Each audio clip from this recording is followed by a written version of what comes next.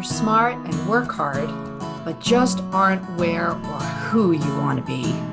Welcome to your podcast, Real Confidence. I'm your host, Alyssa DeVere, and I'll be sharing a bit of brain science, some surprising social secrets, and a touch of tough love. Why? Because I believe confidence is everyone's fundamental right and choice. So let's get to it. All right. If you are one of our loyal listeners, first and foremost, thank you. But you also know I don't always ask a guest to really give an intro. But in this case, I need to let Lino Martinez tell you specifically why he's here. Lino, please start by telling folks a little bit about you and what kind of came to fruition in the form of a book called A Little Less Fear. Yeah. I stopped on that because I was like, fear. That is the button that pushes everybody. So tell us what pushed your button. Yeah, so I was born with a genetic disease that's statistically 1 in 1 million. It's called Muckle syndrome. And by the time I was 36 years old, I had already undergone about 40 surgeries. Basically, my life was deteriorating and I was losing my life very slowly. And that of which, when my life was slowly falling apart, I actually completed my doctorate in clinical psychology. This was 12 years ago, so I was able to do that in between.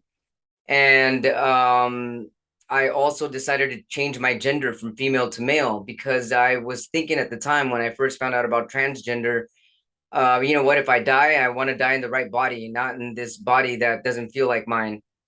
And lo and behold, the pandemic hit. And when the pandemic hit, I became glued to my laptop and decided to write my life story. I had so many nurses and doctors tell me I needed to write a book, and this was the time to do it.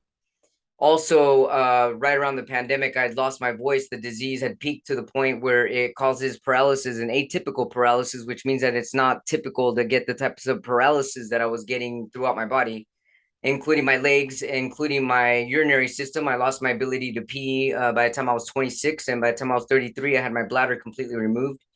I also do have a feeding tube still, and I'm in the middle of becoming well and whole, and soon I will be getting the feeding tube out. But that's just some of the complications of the disease. And I'd also lost my ability to talk. The disease had caused a paralysis of my vocal cords.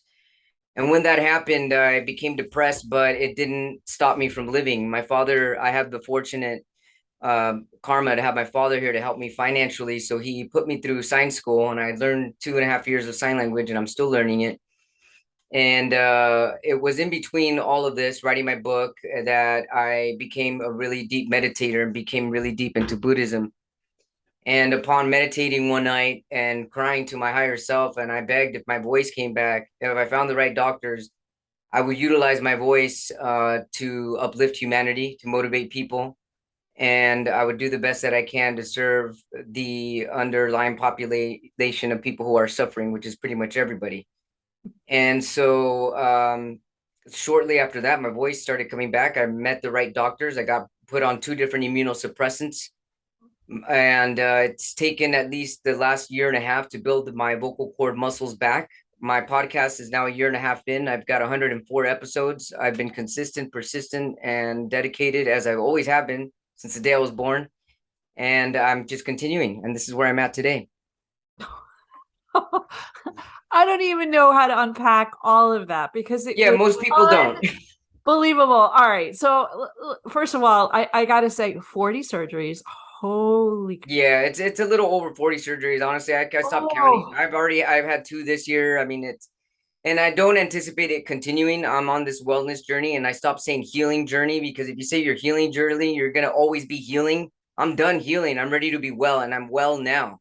And I'm the strongest I've ever been at 42 years old right now. I'm 100% male now. I feel comfortable in my skin, and I'm also comfortable engendering both genders, male and female. I'm really happy with the soul contracts that I've put out prior to my incarnation, and I'm proud to be where I'm at now as a human being. Well, and we're honored that you are sharing in here with us today in general, sharing that energy and that positivity. So thank you for all of us. And thank you for listening. thank you for bringing, such authenticity and everything to you. But let's unpack some of this amazing Yeah. tale a little bit because, a little less fear, like we said earlier, everybody's got fears, but my goodness, you've got enough fear for a whole army there. And I Yeah. wonder, you credit your father. Are was when you're going through or when you were going through some of these monumental challenges, I mean, people have fear and they have issues, everybody does, like you said, Right. it is what it is, but you've had mountains, these are Hmm. big challenges, and you've had many mountains, and sometimes it sounds like it at the same time. Where are Yes. you drawing your confidence and your when I say faith, not so much religious faith, but faith that you get through it? Where'd you get that energy from? What fueled it? Well, honestly, I feel I was born this way because I can remember from being a small little girl at the time, maybe 4 or 5 years old. I said, I'm going to be a doctor one day.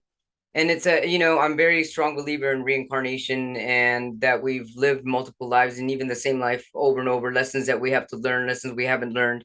And I'm certain that everything that I've done has been to learn lessons and to grow and to be a voice for humanity.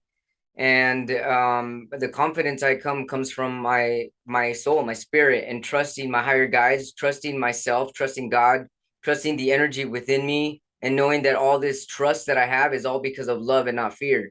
And so the question is always, is this out of love or is it out of fear? And if it's out of love, then that's when you know you got to keep going forward. Oh, yes. Now, it all sounds very, forgive me for saying kumbaya, in the sense that it's like, yes, we can say that, but you've actually done it. And then you go and you get a degree to kind of cement it. So take me a little bit more on the academic path for a moment, our audience, our fellow neuro nerds. And I'm just wondering, were there things in that journey that you were like, okay, this is not something just in my head. I can do this, and here's why. Yeah, well, I mean, I was pretty gung ho from the time I was a kid, straight A student, so it just kind of followed the path. And I went straight in, got my bachelor's degree within 3.5 years, and then I got my master's degree within two. So I graduated at almost 30 years old with my doctorate in clinical psychology, my master's in psychology, and my bachelor's in mass communication, the minor in Spanish. And there really was no doubt. The only time there was a doubt was in my early 20s. Was just got my master's degree. Actually, it was before my master's degree. I was about 22 years old, and I was finishing my master's degree in public health. And I was becoming really suicidal. I felt trapped in the female body. My parents were having a really faulty marriage, and they really nobody was accepting of me being a lesbian at the time, and I was feeling really dark, and I became suicidal. So I had a suicide attempt, and in my suicide attempt, they called a 5150, and it was a 5150 where they give you a mandatory hold. And it was actually within that mandatory hold. I've always been a writer. I started writing a lot, and I was started to, I guess you could say, in a way, interview the patients that were there. Why are you here? Why are you here? And all the answers they gave me brought tears to my eyes, and I wanted to save them. I was like, no, no, there's more to life. There's more to life to this. And then there's this gentleman, Henry, this older man in his 90s, who tried to commit suicide twice, and he was in a wheelchair. And we were drawing together, and he asked me, hey, why are you here? And I remember I just looked into his sad eyes, and I was really embarrassed to tell him, well, because there's no reason to live. And I really couldn't explain much to him. I just looked at him, and I felt then a big turnaround. And when the psychiatrists were coming to help treat me for my depression at the time, I realized, I was looking at them. I was like, they're doctors, and this is all they're doing is making people feel better and talking to people. I can do this. So it was quickly after I got out of there that I changed my degree and got my master's in psychology, and went straight for my doctorate in psychology. And I'd never been suicidal after that. Wow. All right. So put the doctor hat on for a second, because again, there's this sense of, people react to fear in very all different ways, right? And when I say all different ways, it depends on the time per person, even, right? There's certain things that maybe I fear that I will react one way, like a small mouse, Right. irrationally. And Yeah. then on the other hand, somebody says to me, do something that is, intellectually challenging. And I'm like, all right, whatever. Right. Mhm. So how did that switch, like in your estimation, you flipped the switch from looking at it as a fear, as a bad thing, to looking at fear as like, okay, this I have to think about and I'm going to accomplish. I'm going to go and get my master's. I'm going to go do a doctorate. like what flipped that switch for you? Like that you said you were talking to this guy. Like what? Explain to me. How does that happen? I think for me, it happened creatively because I've been writing since I was like a 6, 7 year old, always winning contests. And then that came naturally to me. And a lot of people release their higher self through other creativity, whether it's art or singing, whether it's writing, like for me. And it was through writing so much. And I guess you could say a lot of psychics don't like the word channel in this case, but in a way, I'm saying this because I was channeling my higher self. And through releasing that energy, writing so much, it it paved the path to my higher self. Wow. So you write the book, you go for your degrees, you've written a book, and you are here talking about it so bravely without fear. Hmm. What would you like to known 20 years ago now that you know? So I'm 42 now. I'm 22. 20 years ago, that was actually right around the suicide attempt. If I could go back, I would hug myself and tell her, "Don't worry, you will be the man you've always dreamt that you could be, and you would be, and you will be. And you're gonna change your life. It's not gonna be in the degree that you're doing, but keep going, keep hustling, and you'll see everything unravel the way it's supposed to." All right. Well, listen, we're going to take a very quick sponsor break. When we come back, what I want to do is maybe help others who are mired in some form of fear that they're not looking at the next path as a positive one. And maybe you could give some really tangible, specific things that they can do to get on that path, just like you did. All right. So Sure. we'll be back. Thank you. This podcast was sponsored by the American Confidence Institute. ACI trains smart, hardworking people how to use basic brain science to more effectively coach themselves and others.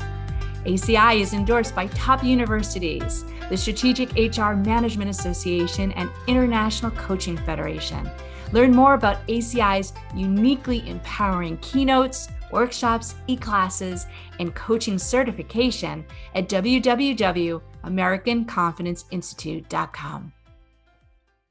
All right, I'm back with someone who I am so joyful that is now in my life. I hope our listeners are inspired and just can't fathom how somebody this beautiful could be part of our worlds now. So thank you for being here, Thank Lino you so much. Martinez.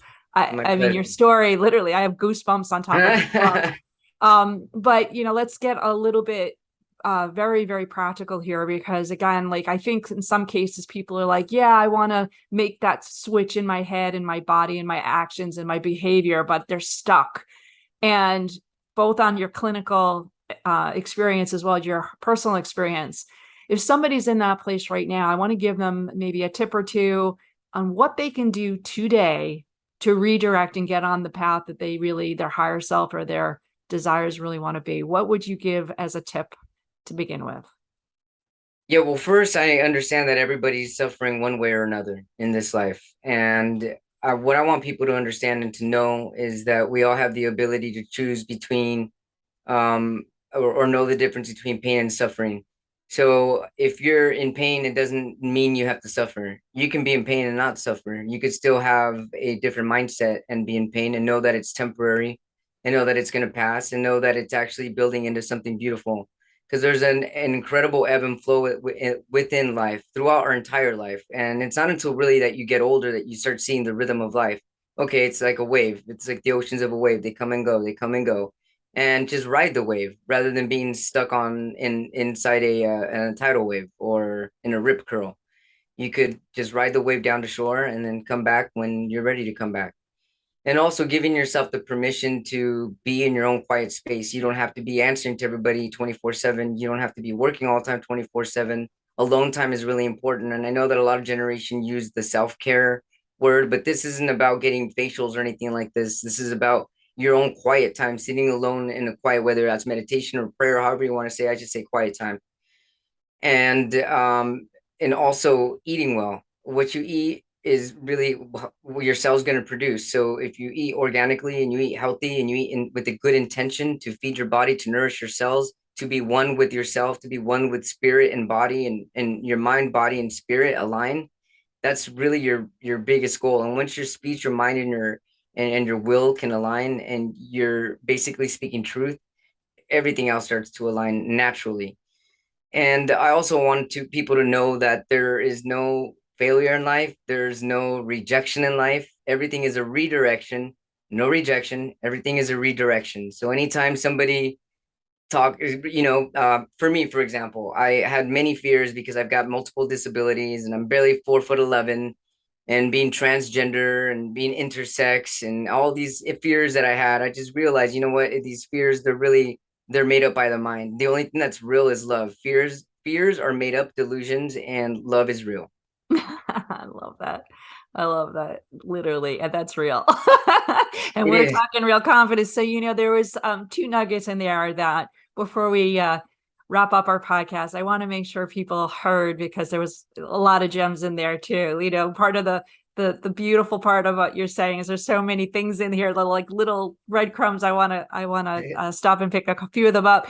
But one thing about the wave, yes, I think people often don't realize that life is going to be up and down, up and down, up and down. That's just natural. That's the way it works. And so sometimes it is easier, and definitely an opportunity, I think, to recognize that even though it may be going down at the moment, maybe it's a bad day or bad month, bad year for that matter.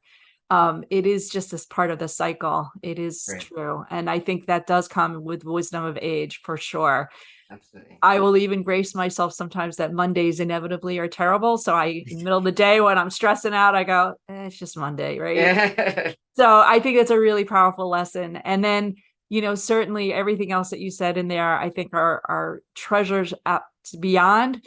From a confidence perspective, we're right aligned with you that, sometimes if you look at it as a problem or a fear, as a signal, as an opportunity to say, hey, something's not right here. Let's really take a moment to be mindful, maybe to be by ourselves to think through it. I totally agree. And making all the difference in the world. So last question for you is, people are probably going to fall in love with you just like I have. How Yeah, can thank they you. find you, and what is the best way to get more information about your book and your work? Yes, thank you for asking. My website is www.alittlelessfear.com. You could email me if you have any questions or inquiries at alittlelessfear@gmail.com. That's also the name of my TikTok, A Little Less Fear. My Instagram is at A Little Less Fear Podcast. My book is available on Amazon. It's also called A Little Less Fear, and it's also available on Kindle. I'm at Dr. Lino Martinez on LinkedIn, and that's about it, what I have for now. That's awesome. Well, thank you again for all of us for being so brave, beautiful, and just sharing all of it with us today. Thank you. Thank you. I really appreciate it. Thank you so much for your time. So before we completely wrap up, I want to let you know that full transcripts and show notes for this and other episodes can be found on the website, www.americanconfidenceinstitute.com/podcast. I also want to remind you once again that the best way to get confidence for yourself is to give it to others. And you can do it so easily just by liking and sharing this episode on your favorite social media channels. You can even give me some confidence fuel by sending in any comments about the topics I've covered or ones you'd like me to consider for the future. So for now, this is Alyssa DeVere. Thank you for helping to bring more confidence to the world. This podcast was produced by Mindful Media. All rights reserved by Alyssa DeVere and the American Confidence Institute. Music written and performed by Jeff Weinstein.